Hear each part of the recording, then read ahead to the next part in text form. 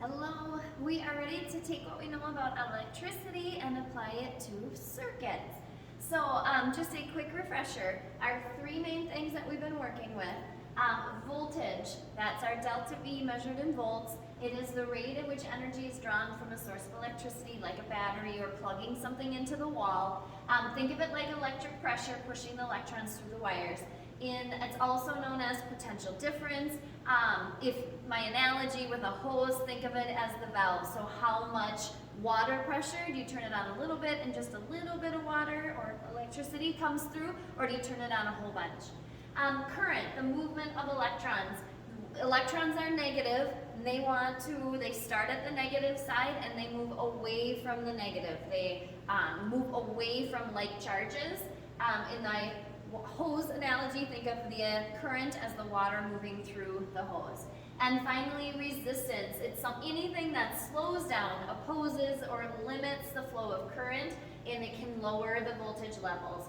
So think hose analogy, if you have a kink in your hose, it's going to limit how much water can flow through it. For an example, a light bulb is a resistor. The filament slows down the current as it passes through. As it does, it creates heat and light. We also have in any circuits, when you take things apart and you see inside of them, you'll see these little, sometimes they're tan, sometimes they're blue, sometimes they're black with little lines on them. Those are resistors. Their goal, as the current enters into them, they slow down or limit the current and voltage.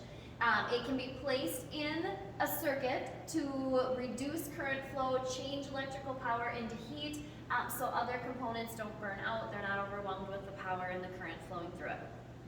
Okay, so as we move into just still kind of reviewing, the main thing to know is voltage causes current. Electrons are in the wires. You plug in the appliance to get the voltage, or you turn it on if it's hooked up to a battery for voltage. The energy flows from the outlet or the battery into the appliance. The energy causes the electrons to vibrate. That vibration starts them flowing, and that's what causes the current to flow. When they start to flow, the path that they follow is called a circuit. Okay, different elements of a circuit. When we draw these things out, you are going to see them look a little different. So a wire, how we draw it, it's just a line. The current is going to flow through wires. They don't provide much resistance, so current can easily travel through them. They are conductors of electricity. A resistor is something that slows down the current. So we need to draw something that kind of shows it's slowing it down. So here's how it works. You just draw a line, and then the little jagged part is showing that it's slowing down the current. All right, doesn't matter how many up and downs you do, that's what a resistor will look like. And then a battery is going to, the wires are connected to the battery. It's going to have two terminals, two sides to the battery, the positive and the negative side. The short side is always the negative side. A lot of times I'll label them plus and minus, but if I don't, you just find the short side, no, that's the negative.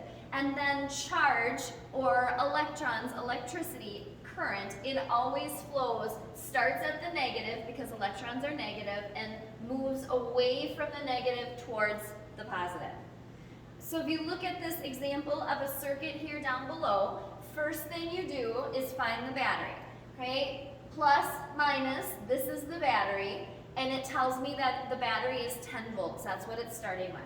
Okay, current or electrons always start at the negative side. So I go up here, I find the negative side, and then if my current is going to flow through the wires, it is going to follow this path, moving away from the negative and towards the positive. Along the way, it goes through different resistors. Resistor number 1, 2, 3, and 4, they will have different and varying levels of resistance. Okay, in order for the current to push through a resistor, it needs to have voltage. Remember, it's like the electric pressure. It's what's pushing things through. In order to get through a resistor, the current has to have voltage. It's what it uses in order to push through a resistor. And when voltage is used to push through a resistor, it's called a voltage drop. It's using up voltage in order to push through a resistor. And then along the way, however much voltage we start with, in this case, for this example, 10 volts, once you make it through and all the way back to the beginning, you use up all 10 volts. That is going to be our goal as we move into the second page. Okay, so we're going to see over the next 2 days, we're going to see 2 different types of circuits. Today, it's going to be a series circuit.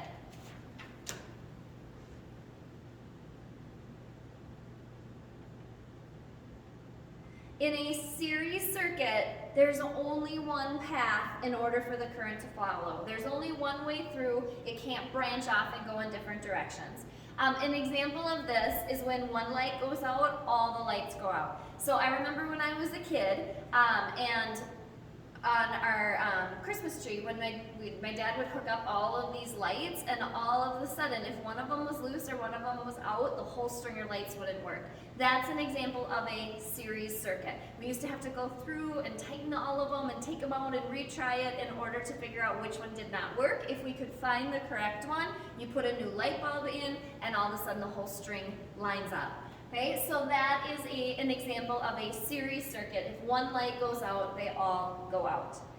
All right, so as we work our way through, as we learn how to do a series circuit problem, the first thing we have to learn is what is REQ.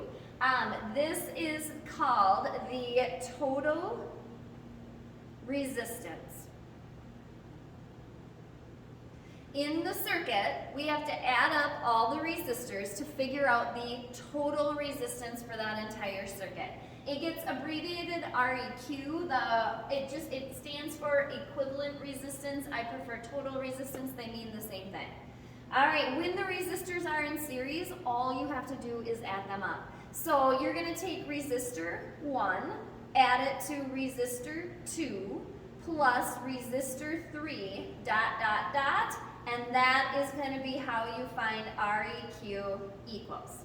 All right, I should have gotten that into the box, but so the total resistance, REQ, for a series circuit, all you have to do is add them all together. They might have 2, there might be 3, there might be 7 of them. It just add them all up to get your total.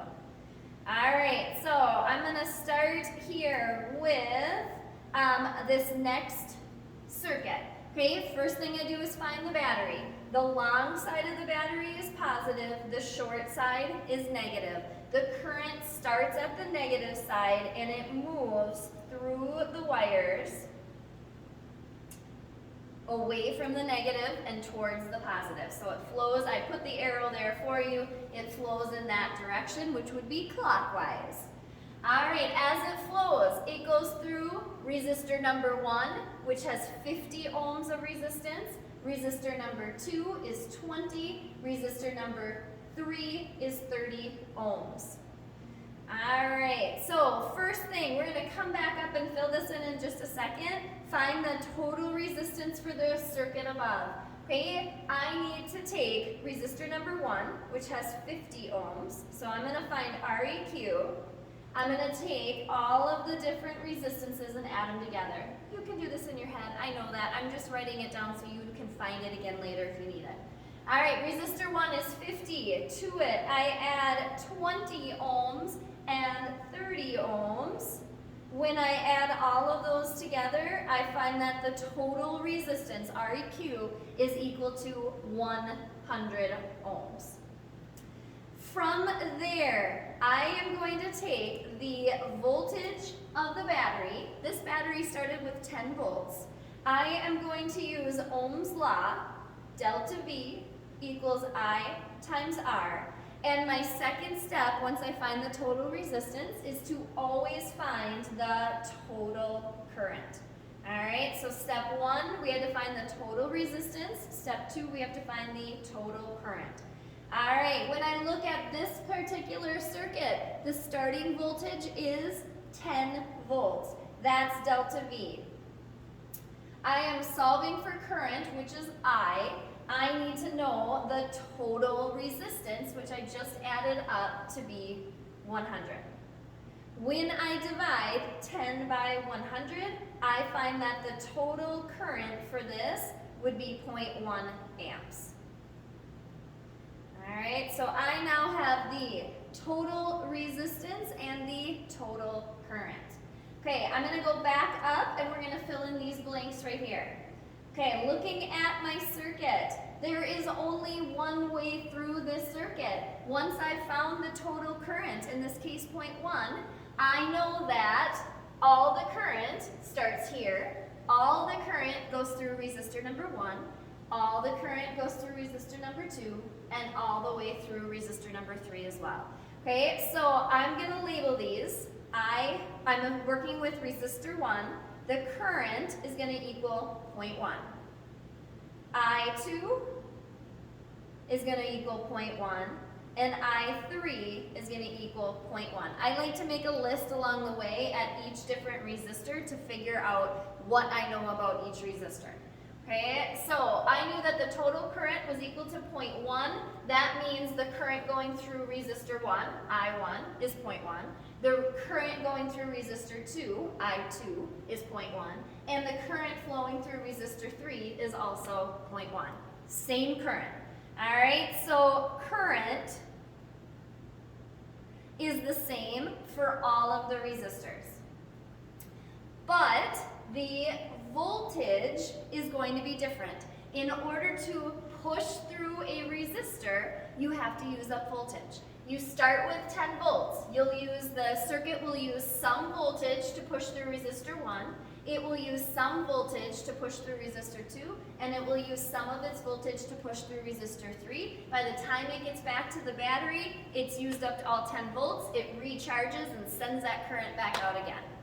All right, here's how you find the amount of voltage. A higher resistance means more voltage is lost. It takes more voltage to push through something with more resistance. So we are just going to use delta V equals I times R over and over and over again throughout all of these circuit problems that we'll be doing over the next week or two. Okay, so each individual resistor needs to know its voltage. So I'm going to need to know the voltage that is needed to push through resistor 1, delta V1. I'm going to need to know the voltage needed to push through resistor 2, delta V2. And finally, I'm going to need to know the voltage needed to push through resistor 3, delta V3. I like to keep track of them up here. Other people will like to work them out down at the bottom. Okay, either way is fine. You just have to know what you're keeping track of. All right, so find the current through. I already did that. Check off. All the current was 0.1 through each of the resistors, and the voltage drop for each resistor. All right, I'm going to break them apart by number. So my equation, delta V equals I times R. I am going to solve for these each individually for each resistor. Starting with resistor 1, the voltage for resistor 1 is equal to I1 times R1. All right, I'm solving for delta V1. I know that I1 was 0.1, and resistor 1, if I go back up to it, had 50 ohms of resistance. So I1 times R1, 50 times 0.1 would be 5. I'm just going to put it there so I have it, and then I'm going to go back here. The resistance was 50. 50 times 0.1 is equal to 5 volts. All right, changing colors. I'm going to do the same thing for resistor number 2. Delta V2 equals I2 times R2. I know that the current through each resistor is the same. It's 0.1. So I'm going to go back up here and look. Here's resistor 2.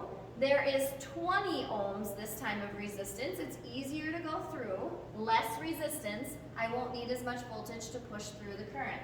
So I take delta V2 is equal to I2, 0.1, times R2, 20. 0.1 times 20 would be 2 volts. So I'm just going to finish it up down here. The resistance for resistor 2 was 20. If I take 20 times 0.1, I get 2 volts. I am almost done. I only have one resistor left, resistor 3. So it follows the same pattern. Delta V3 is going to be equal to I3 times R3. My current was the same, exactly the same, but this time my resistance is 30.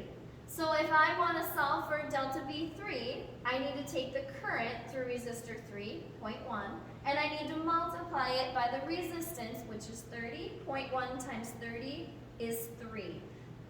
Filling in the resistance, multiply the 2, and I get 3 volts.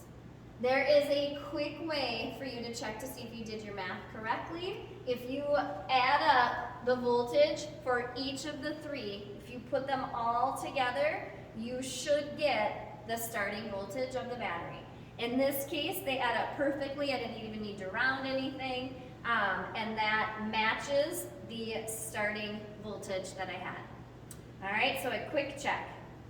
You are going to try 2 of these on your own, and then just make sure if you have any questions, you send them to me on Remind, send me a picture, and I can get back to you and let you know if you've done something wrong.